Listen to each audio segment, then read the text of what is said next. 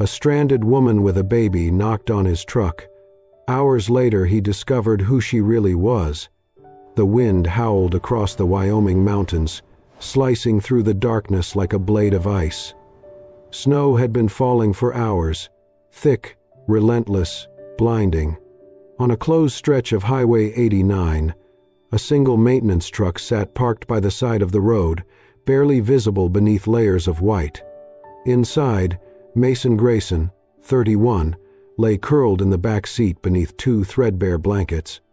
His breath fogged the inside of the windshield, and the portable propane heater on the floor gave off a weak hiss. He kept it on low to save fuel. This wasn't the first night he'd spent in the truck. Ever since the highway department downsized him to on-call contract work, it had become both his shelter and office. He reached up, adjusting the wool cap pulled low over his forehead. The seat creaked beneath him as he shifted. The cold was unforgiving, but he'd known worse. He'd lost his house when the Vellner Group seized his family's land, part of a massive land acquisition deal for commercial development. Mason still remembered the notice pinned to the front door: vacate within 30 days, no compensation, no appeal, just loss. So now he worked the back roads in winter storms, repairing guardrails, checking ice levels, clearing debris. Quiet work, lonely, but it kept his hands busy and his thoughts quieter. The snowstorm was building toward whiteout conditions when a sudden frantic sound jolted him upright. Bang, bang, bang. Someone was knocking on the door. Mason blinked. For a second, he thought it was the wind rattling the truck, but then it came again, sharp, panicked, unmistakably human. He reached for the flashlight and turned toward the driver's side window. A figure stood outside, barely visible through the snow, shivering violently. He unlatched the door. Standing there was a woman, holding a baby against her chest. Her blonde hair was soaked and tangled, her face pale with frost. Her coat, once clearly expensive, was ripped down the side and crusted with ice. She wore designer boots that were completely impractical for mountain terrain, and one of the heels was missing. Her lips were trembling uncontrollably. "Please, I need to keep my baby warm, just for a while." The baby whimpered softly, wrapped in what looked like a tattered receiving blanket, dressed in a pink dress, completely soaked through. Mason didn't hesitate. He reached out and opened the door wide. "Get in." She climbed in quickly, cradling the baby tightly. The moment the door shut behind her, she collapsed into the seat, her breath coming in shallow gasps. Snow clung to her lashes. Mason pulled the second blanket from under his legs and handed it to her. "Here, wrap her up first."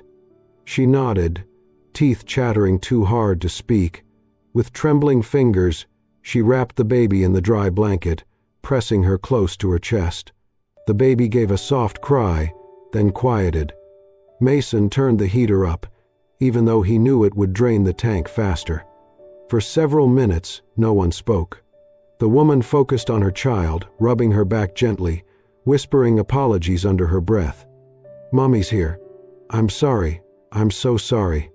Mason studied her in silence.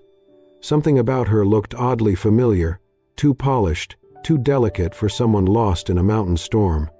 But the desperation in her voice, the way she clung to the child, it wasn't fake.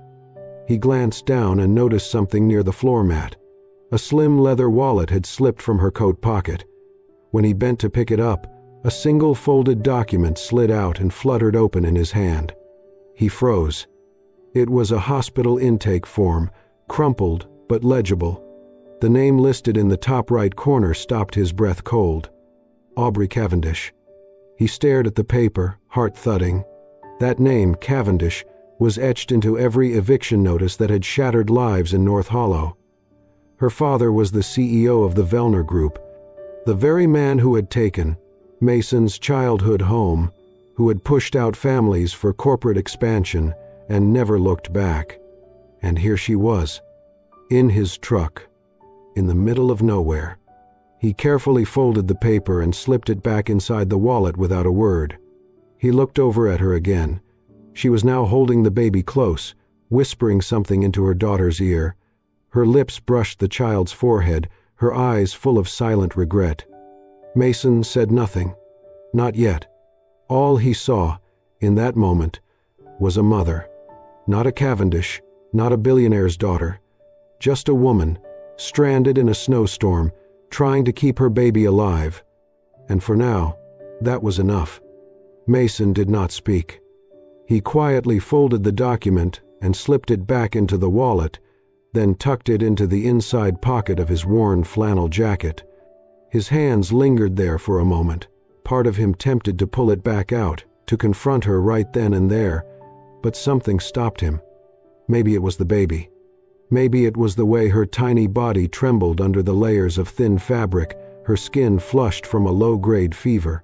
Or maybe it was the look on the woman's face, the mixture of fear and guilt, as if she were not just lost, but being punished by something far larger than the cold. Mason leaned back into his seat, eyes staring out into the blur of snow beyond the frosted glass. His thoughts weren't quiet anymore. Aubrey Cavendish. He'd seen her name in headlines. She was the golden daughter of the Vellner dynasty, heir to a real estate empire that had swallowed up small towns like his for years. She was everything he had learned to resent: money, privilege, untouchable power. Now she was sitting 5 feet away from him, wrapped in a blanket, her hair dripping onto the seat, her baby half asleep in her arms. And yet, Mason glanced sideways. She didn't look powerful. She looked broken. She shifted slightly, adjusting the child against her chest, and murmured something so soft it barely pierced the quiet hum of the heater. "Mommy's here. I'm sorry. I'm so sorry." Her voice cracked on the last word. Mason felt a knot twist deep in his gut. This was not what he expected. This was not the girl from the tabloids, not the socialite caught in champagne-lit photos at rooftop galas. This was just a woman, terrified, clinging to her baby, saying sorry like it was the only word she had left. For a moment, the resentment faded, and in its place came confusion. He didn't know what she was running from, but something inside him told him it wasn't a headline scandal or an affair gone wrong. Not with a baby in the snow. Still, the weight of it pressed on him. This woman, her family, was the reason his parents lost their home, the reason his brother moved states away to find work, the reason he was sleeping in a truck instead of a bed. She was born into everything that had been taken from him. So why was he boiling water for her? Because the baby didn't choose her last name. Mason moved slowly, reaching into the back of the truck where he kept a dented camping kettle and an emergency supply kit. He filled the kettle with melted snow from a jug near the heater and placed it carefully on the portable burner. As the water began to simmer, the air filled with the faint metallic scent of steam. He opened a vacuum-sealed pouch and took out 2 small tea bags, his last ones. When he handed the warm mug to her, their hands brushed briefly. She flinched at first, then met his eyes. Hers were glassy, rimmed red from the cold and exhaustion, but there was something searching in them, something that felt almost like shame. "Thank you," she whispered. Mason nodded, settling back into the driver's seat without a word. He sipped his tea in silence, the steam rising between them like a veil. He didn't press, didn't ask questions. Not yet. But he watched her carefully, the way she held the baby, how her arms tightened every time the wind howled outside. She looked like someone who had once lived a life far from here, far from this storm, far from the worn-out blankets and dented tin mugs. And now, she looked like someone trying to hold that life together with both hands, failing. Why? Why would someone like her be out here? The thought circled in his mind like a restless dog, refusing to settle. Maybe she was running. Or maybe she was trying to protect something. Either way, Mason knew one thing: this storm wouldn't let up anytime soon. And until it did, she and the baby were under his roof, such as it was. He didn't trust her, but he couldn't turn her away. So he sat there, awake in the dark, tea cooling in his hands, while the woman beside him whispered lullabies through chattering teeth. And for that night at least, that was enough. Morning came slowly, wrapped in heavy snowfall that showed no signs of stopping.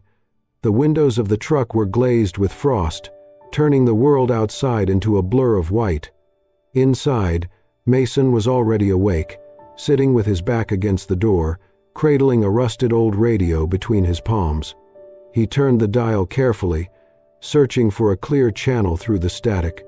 When he finally found one, he pressed the call button. "This is Mason Tucker. I'm at mile marker 42 on Ridgeback Pass. Got 2 passengers, 1 adult, 1 infant. Requesting pickup. Roads blocked. No injuries, but conditions are worsening." The voice on the other end crackled. "Copy that, Mason. Snow still coming down hard. Closest unit's 6 hours out minimum." Mason sighed, then gave a curt, "Understood," before setting the radio aside. He glanced toward the woman curled in the corner of the truck, her arms wrapped protectively around the child. The baby had stopped shivering, her cheeks warm again. The woman, Aubrey, was awake, but quiet. Her eyes didn't meet his. The silence pressed between them like the cold outside. He had waited long enough. "You're Aubrey Vellner, aren't you?" Her eyes closed, no gasp of surprise, no denial. She simply nodded. A slow, tired motion. Then, as if something inside her finally snapped, she broke down, shoulders shaking. One hand clutching the baby closer, the other covering her mouth to stifle the sob. Mason didn't move. He didn't interrupt. He just let the storm in her chest run its course. When she spoke, her voice was raw, like gravel beneath snow. "I know who you think I am," she said, "and you're right. But I'm not that person anymore." She looked up at him, eyes rimmed red. "You don't have to believe me. Just let me say it." He gave a single nod. "I found out what my father's been doing," she whispered. "North Hollow, your town. It wasn't just a business move. The land seizures weren't legal. He forged permits, paid off inspectors, forced people out while pretending it was redevelopment." She swallowed hard. "I tried to stop it. I gathered documents, emails, records, everything I could without being caught. I planned to hand it all over to a journalist in Casper." Mason stared at her. His jaw tightened, but he didn't speak. Aubrey went on. "I didn't tell anyone, not even my closest friends. I couldn't risk it. 2 nights ago, I left the estate with May while my father was away on business. I packed only what I needed and drove through the night." She looked down at her daughter. "But the roads were worse than I thought. Somewhere near the pass, my car skidded into a ditch. I tried calling for help, but my phone died in the cold. No signal anyway." She paused. "I started walking, hoping someone, anyone, might be nearby. And then I saw the lights on your truck." Mason leaned back against the seat, arms folded tightly. He believed her. He didn't want to. Part of him still wanted her to be the villain, the enemy his life had been shaped against. But as she sat there, holding her baby like a shield against the world, he couldn't hold on to that anger. Because now, he saw what fear looked like in the eyes of someone born into comfort. And he saw what courage looked like too. Without a word, Mason reached for one of the wool blankets piled near the heater. He rose, crossed the narrow truck space, and gently draped it over her shoulders. Then he picked up a small, cloth-covered pouch, warm from sitting near the burner, and placed it next to her hand. "It's just hot water," he said quietly. "Keep it close to the baby's feet." Aubrey looked up, surprised. "Thank you," she murmured. Mason didn't answer. He turned away and sat back in his seat, arms crossed again, staring out at the snow-covered road ahead. He did not forgive. But something was shifting. Because maybe, just maybe, not every Cavendish wanted to crush small towns beneath their boots. Maybe one of them came here to save them. The next afternoon, the snow eased just enough to make a supply run possible. Mason drove Aubrey and May down the winding road to the nearest ranger outpost, an old supply station built decades ago, half buried in snowdrifts but still stocked with canned food and a working generator. He parked just outside while Aubrey stayed in the truck with May, wrapped in blankets. Mason stepped inside, greeted the station attendant, and began sorting through essentials: baby formula, hand warmers, gas for the portable heater. The sound of tires crunching snow outside made him pause. A black SUV pulled up beside his truck. Clean, polished, too clean for these back roads. A man stepped out, tall, early 40s, dark wool coat over a pressed gray suit. He glanced around quickly before heading straight for the station. Mason's gut tensed. The man walked in, nodding briefly to the attendant before catching Mason's eye. "Afternoon," the man said with a polite but hollow smile. "Name's Reed. Sorry to bother, but I'm looking for someone. Young woman, blonde, about yay tall." He held up a hand. "Car broke down. Traveling with a baby." Mason kept his expression blank. "Haven't seen anyone," he replied evenly. Reed nodded slowly. "That's odd. I was told someone matching that description might have passed through here." He glanced toward the window. His gaze lingered on the shape of Mason's truck outside. "She's in danger," Reed added, voice softer. "Her father's very worried." That was all Mason needed to hear. He turned to the counter, set down the last of the supplies. "Thanks," he said to the clerk, then to Reed. "Good luck with your search." He didn't wait for a response. He walked briskly out, climbed into the truck, and started the engine. Aubrey looked up instantly. "What's wrong?" He didn't answer right away, just pulled the truck into gear and sped off down the snow-packed road. "Who was that?" she asked again, eyes wide. "One of your father's people," Mason said. "And he's not here to bring you home. He's here to shut you up." Aubrey's face went pale. She held May tighter. "Where are we going?" she whispered.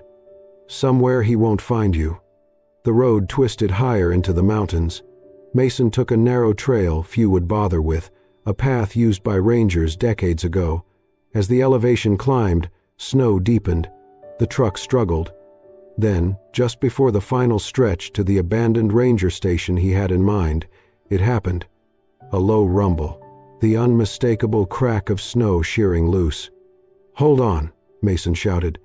A split second later, a wall of white thundered down the slope behind them. The truck jolted sideways as the tires lost grip. Snow slammed into the rear bumper, burying the road and half the vehicle. Mason didn't hesitate. He threw open the driver's door, leapt out into the snow, and yanked the back door open. "Go!" he barked to Aubrey. She scrambled out, clutching May, but stumbled in the knee-deep snow. Mason caught her with one arm, hoisted the baby into his chest, and shouted, "Run!" Another wave of snow fell, this time closer.